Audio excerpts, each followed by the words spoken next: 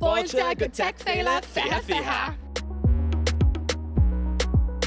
Is mission léirthóir don ócáid seo Tech Féile an tríú Tech Féile atá agan chomh seo. Tá sin seo in airfort na Sionainne, tá 32 cardlan na tarlú ag an am céine, tá bannaí ceol Sionainne agus tá gradam a dul amach de líonra chlór Tech Space. Daoine tá chuirteach ar gradam ó na meán digiteach, Steam agus ríomholaíocht.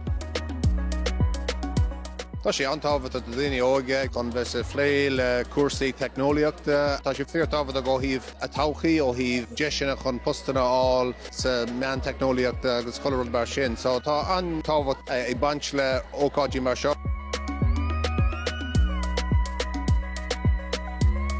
Bíonn muid ag sinnam ceol ruch agus fun comá agus tá muid an seo inniu ag Tech Féile agus se is rud ionach é a bheith ag úsáid teicneolaíocht trí man na Gaeilge agus comá dúine ba muid ag sinnam trí man na Gaeilge. Is mis Zach marthú agus mén seo cáistealaí le mar cheart an glaspaig.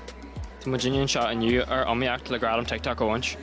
Tá muid sulga móra lena cearlan riomhreacht agus sport lecail. Tá grúpa de fechuig dáilta go miniuh ag freistal ar golóir ceardlan de friúla idir ceol agus códáil agus robots chumá agus bhí an táid gur bert am scolóirí a bhuaig ceandas na cummórta sin níos slútha chumá. Tuis gur gailing a hágain an sa tá sé anthachta chun pobl na gailinge an aithanta sin a thart doing.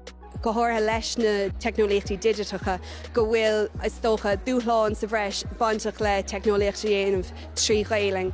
Agus is dóilm go sé go madas na páistí kind of cóúidir trí gailing a bheitcha le dína taobh mut an scoil nó taobh mut an counter. So bíon gailing mór haimpelartha sa ghailteacht ach chun is tócha an éispra sin a hairtóibh bula le dína eile le gailing.